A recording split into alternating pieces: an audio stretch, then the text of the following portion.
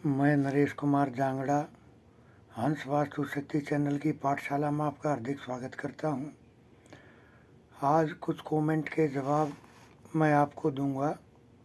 आपकी कुछ संख्याएं थी, पिछले वीडियोस के अंदर भी पूछा गया था, उससे पिछले के अंदर भी पूछा गया था। तो मैं आज आपको बताऊंगा मकान में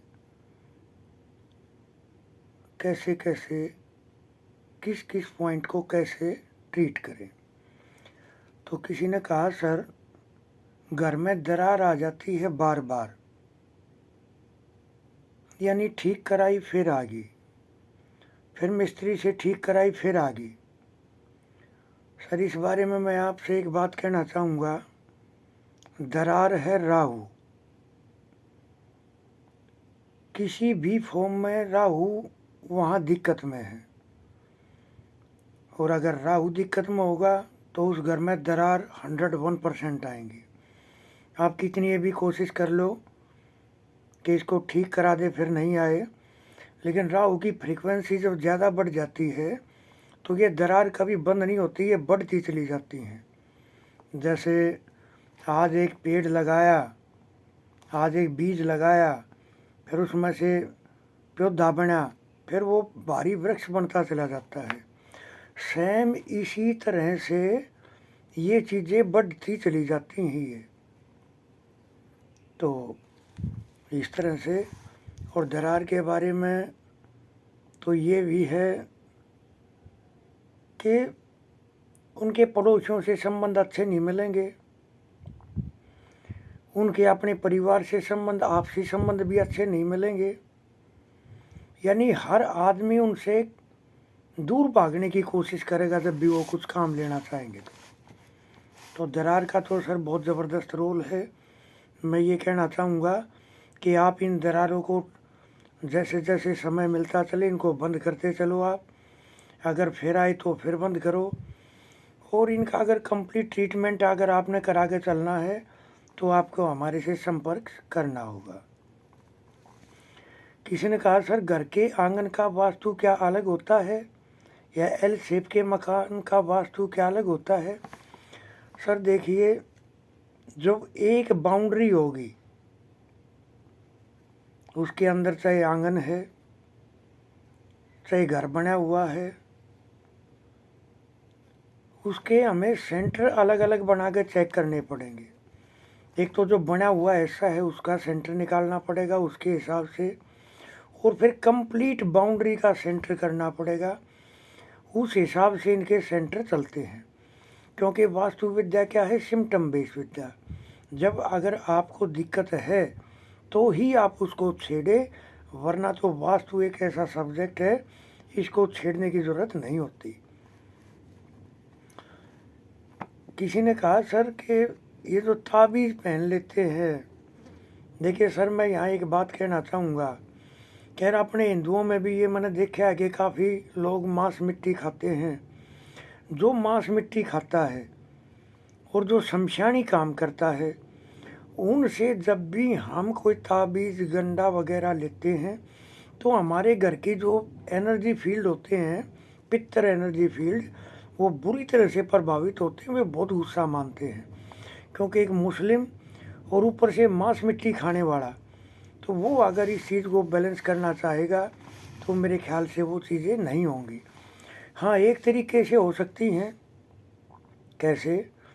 जैसे सर अगर कोई गुंडा है उसको किसी कमरे में रोक दें, या कोई पागल आदमी उसको कमरे में हम रोक दें, तो जब तक वो रुका हुआ है तब तक रुका हुआ है, लेकिन जिस दिन भी वो खुल गया तो उस दिन हालत ख़राब कर देगा। तो ये गंडे ताबीज़ ये एक तरह से उस एनर्जी को, उस नेगेटिविटी को एक तरह से एक कंट्रोल करने वाली बात आती है। लेकिन अधूरा काम कभी नहीं करना चाहिए। अधूरा काम हमेशा परेशानी का घर होता है। मैं एक आपको जनरल एक उपाय बताता हूँ। हमारे जो पूर्वज थे, जो हमारे बड़े बुजुर्ग थे, या आज भी बहुत सारी जगह पे जहाँ ये मान होता है तो वहाँ भी इसी तरह का फॉलो होता है। कैसे? पति और पत्नी को एक थाली में भोजन कभी नहीं करना चाहिए। आपने देखा भी होगा पुराने वक्त में हमारी माँ, हमारी दादी, हमारी परदादी, पहले घर के सब मेंबर जब खाना खा लेते थे, या उनके पति तो ज़रूर खा लेते थे, उसके बाद में ही भोजन करते थे।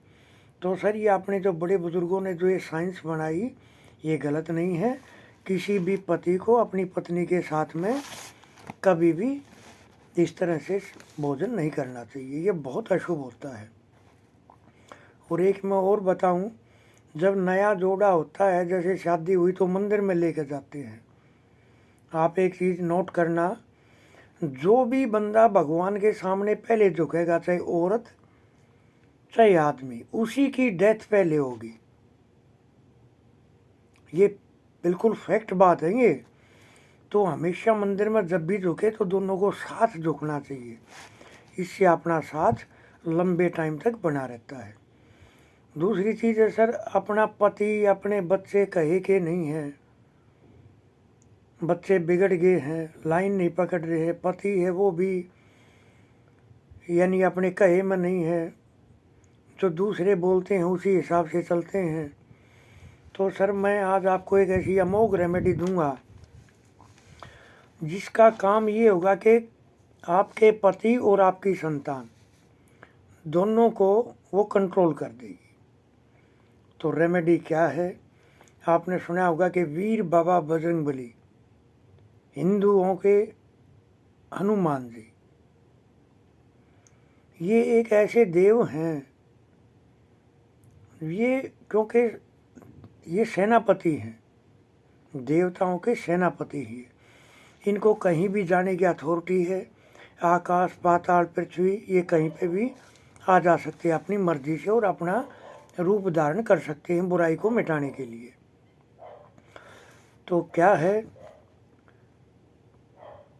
बुद्धिहीन तनु जान के, बुद्धिहीन तनु जान के, सुमरो पवन कुमार, बल बुद्धि विद्या देहु मोही, हर हु कलेश विकार। ये जो चौपाई है, अगर आप इसका सिमरन करते हैं और इसको शुक्ल पक्ष के प्रथम मंगलवार से स्टार्ट करें आप।